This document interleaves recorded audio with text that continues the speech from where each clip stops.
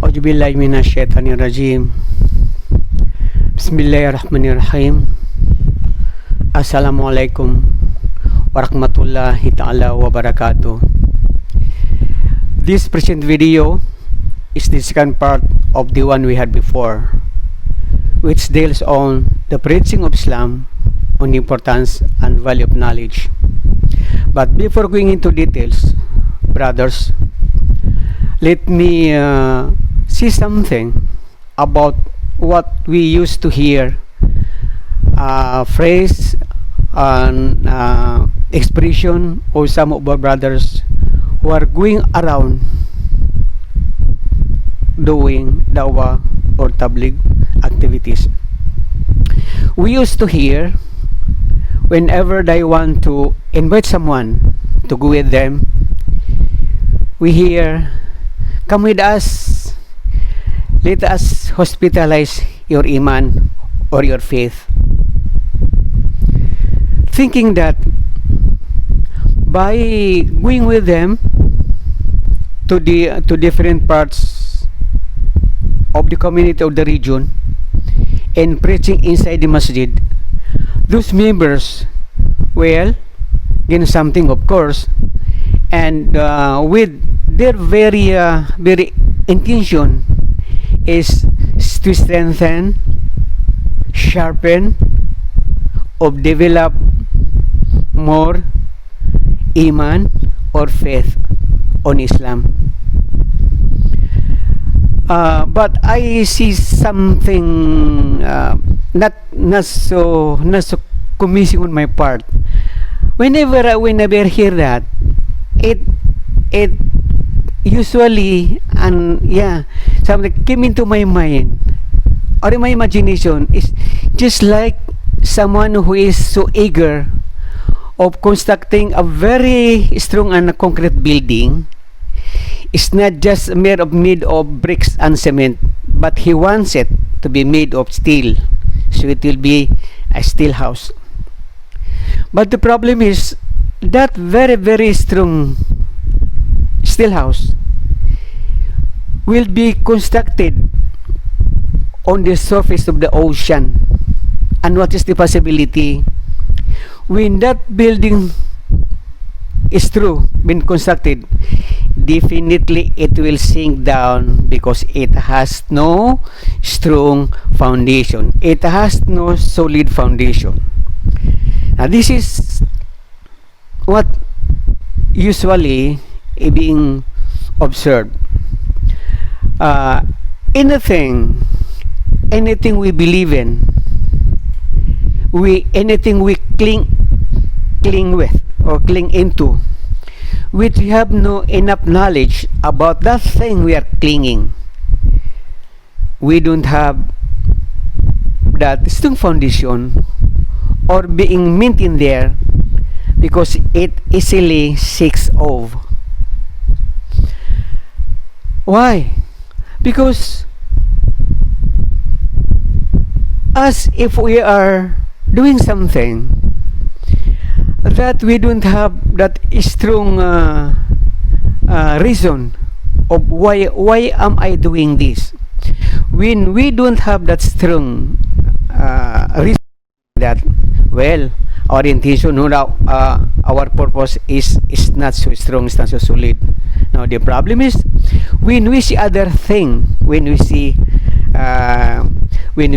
a little bit better or more beautiful than what you have, the very tendency is to leave that and shift to those things which we believe is more beautiful and more convincing. Now this reminds me once. There was one time way back 1994 when I met one of their companions, this group who is going around in different communities preaching, and this man, which I know well and he knew me well also, we met together. Then when he recognized me that I'm that guy he knew, he approached me, "Oh my son, come with us. Come with us. We'll go together. We'll go out and preach." I know, he said, you were among the members of the very first group of Muslim youth being organized way back 1973, and we knew that you were so active in that group doing the da'wah activities or tabligh activities. Then I told him, "Uncle, I cannot just go. I cannot just leave and leave my work. I'm working for my family. Now if I leave my work, who will give food? Who will feed my family?" So I was not convinced really. Then I've noticed that he was wearing something which he didn't used to wear before. He was wearing this long dress and something like that, and I asked him, just matter of curiosity, and I just want to know if really know what he is really doing. And I asked him, "Uncle, why are you wearing that? Why are you wearing this kind of dress?" And he proudly answered me, "Oh my son, this is how Prophet Muhammad sallallahu alaihi wasallam dresses. You know, being a good Muslim, we must imitate. We must follow what he's been doing." Then I asked him, "Do you know how did Prophet Muhammad sallallahu alaihi wasallam dresses? Do you know that Prophet Muhammad was an Arab? He was an Arabian.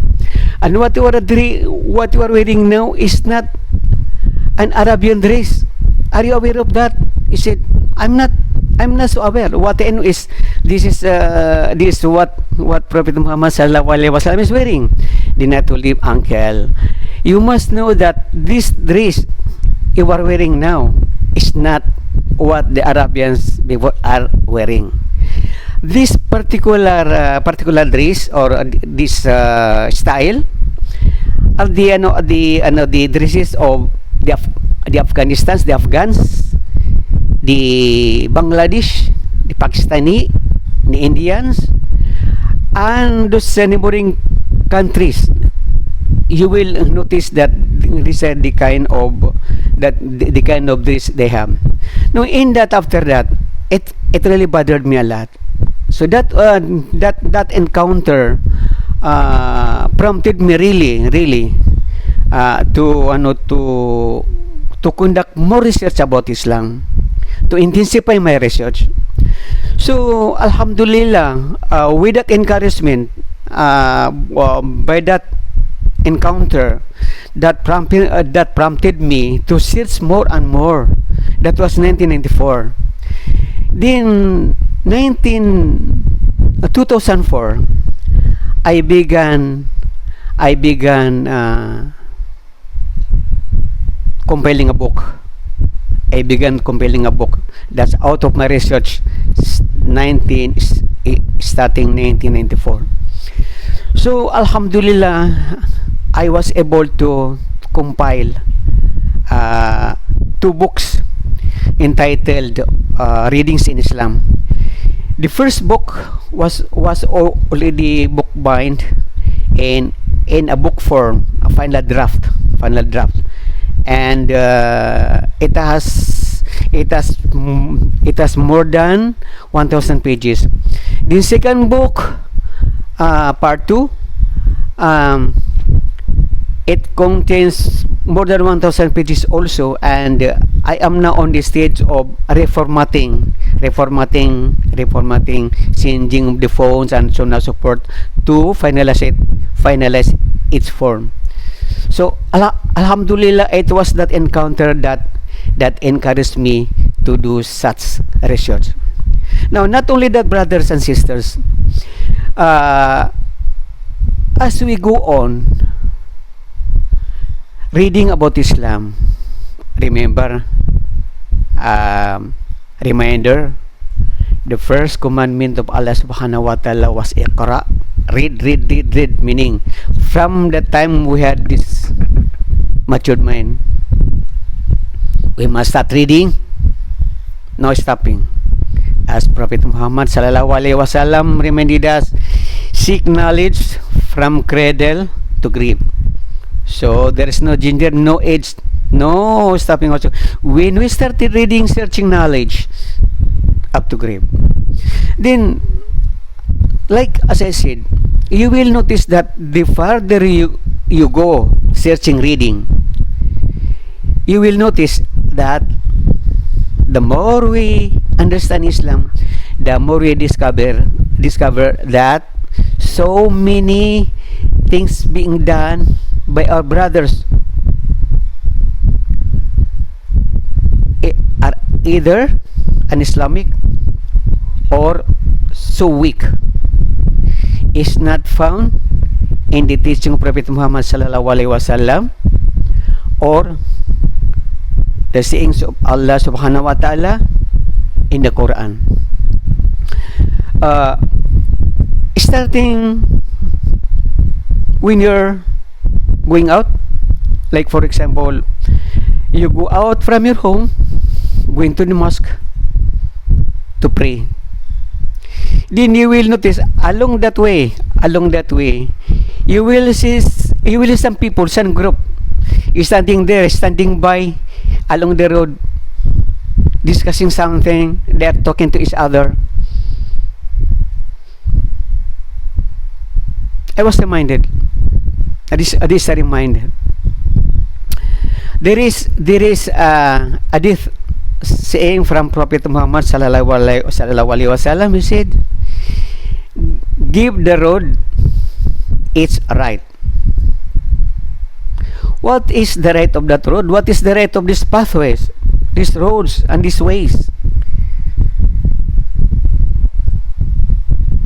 It means that the right of that road is for the pedestrians, for the passers-by, the transportation to pass through, to pass along, not for you to stand by there and discuss something wherein you're making the road your way narrower.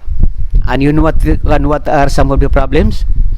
Even me, myself, male, whenever I'm walking along that road or that passageway, whenever I see some people standing there, I feel shy of passing by them. I feel shy. Then how much more for women trying to pass through that way? They will feel ashamed. If me, a man, feel shy, how much more for women? See, they are depriving the rights of people from passing through there comfortably. And worse is, Prophet Muhammad sallallahu alaihi wasallam again, when you're discussing with someone, when you're talking with someone, you two, when you become 3 or 4 or more, leave that group, leave. Meaning, don't sit there and discuss with them, because most possible you will be mentioning others' name, and unknowingly or knowingly you're backbiting them. Okay, let's go further. Let's go inside the mosque. And I've noticed this one. What we expect is that those people frequenting the masjid must be they're expected of knowing more about Islam. Then I've noticed that some even the matured ones, not only the young ones, they do not know the what are those activities to be done. They are not very much aware, maybe, or if they are aware of that, maybe they don't have that discipline of following that. We must be reminded that there are 3 major activities that supposed to be done inside the mosque. First, for praying, the obligatory prayers and the optional prayers. That's the first one. Second, reading Quran. Third, dhikr, remembrance of Allah. Now, these are the major activities that's supposed to be done inside the masjid, inside the mosques. But the problem is, I think you have also witnessed this one inside the masjid. Right inside the masjid, especially during Fridays when there are many worshippers inside the masjid. Then there come the calling of azan. You're surprised. You will be that while that muezzin is calling that azan, calling for azan at the front, you will notice or you will hear people at the back talking, discussing something, busy discussing something. And sometimes this worst one, sometimes their voice is even louder than the caller of the muezzin, the caller of azan. My God, astaghfirullah al-azim. This, we must realize that particular act deprived you or deprived us of two very, very good rewards inside the masjid. And the problem is, even that commission of those being then talkative, talking while the azan is being called for, that we miss two. First is that we get reward by following, like for example, Allahu Akbar, we say Allahu Akbar. Then repeat. We have reward of merely doing that. Now, if we do not do that because we are busy talking, you miss reward. Or lucky you will be if you will not only be given that reward. But the problem is, what if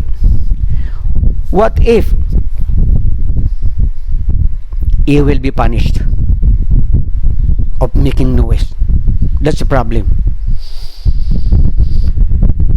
Then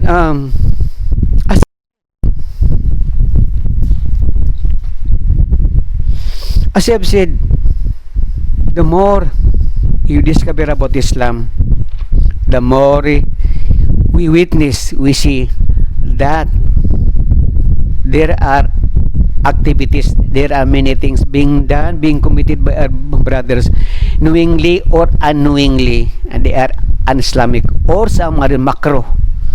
What is makruh? Not necessarily haram. Makruh is something, it is an act with it. If you stop it, you will be rewarded. If you don't stop it or still doing it, you will neither be punished or be rewarded. That's makruh. Well, let's go to some details of this video program, the second part. We have discussed a lot. We have discussed a lot before. Now, on the details, out of that reading, searching, and so on and so forth, we came to the 6 articles of beliefs or faith that Muslims must believe.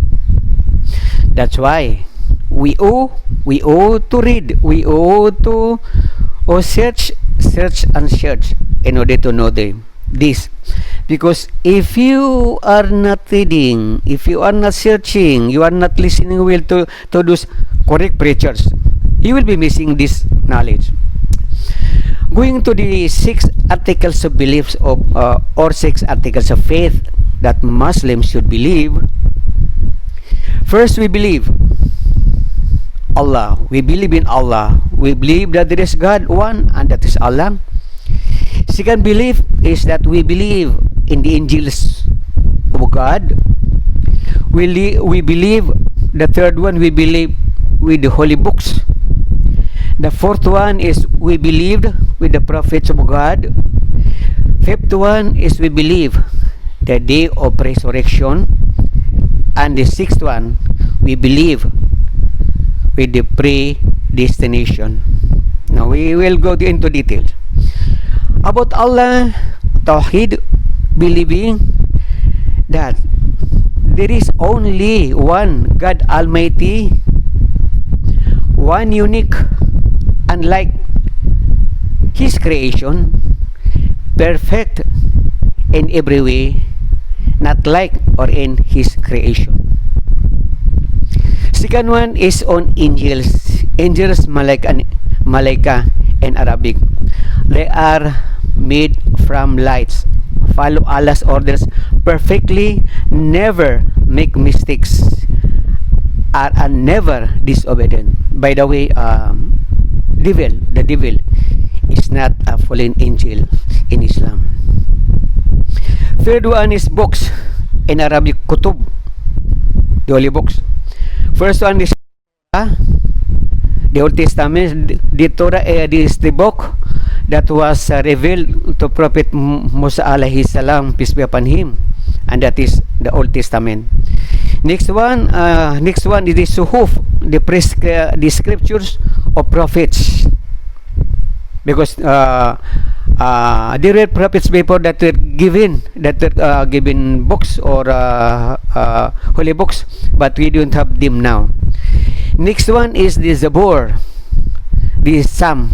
This is what they call the Psalm of David. This Zabur was a book revealed to Prophet David alayhi salam. The next one is the Injil. Injil is the Evangel or the New Testament. This Injil was the book revealed to Prophet Isa or Jesus Christ alayhi salam. And the last one and the final is the Quran, meaning recitation to Prophet Muhammad sallallahu alaihi wasallam. What is being called recitation? Because all those chapters and verses were recited to Prophet Muhammad sallallahu alaihi wasallam by Angel Jibril alaihi salam. The fourth one is about the prophets of God, Nabi in Arabic. First one is Prophet Adam. The next one is Prophet Noah, Prophet Abraham, Prophet Jacob, Prophet Moses, Prophet David, Solomon, Prophet Jesus, and Muhammad sallallahu alaihi wasallam, and other prophets mentioned in the books. Peace be upon them all. The fifth one is a belief about the day of judgment. This is what we call in Arabic Al-Qiyamah, that all people, believers or disbelievers, will be resurrected for the day of judgment in real flesh, blood, and bodies to be judged. The sixth, the final and the last one, the divine destiny. This is what we call in Arabic Qadar, that Allah has complete control of all that happens, both good and evil, and He has full knowledge of it all.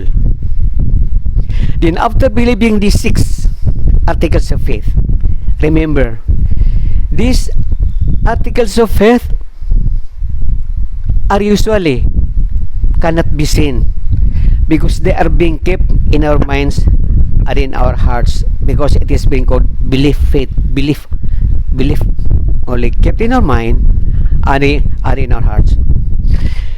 The next very important part of the teaching of Islam that a Muslim should learn and practice is this believing and following and obeying.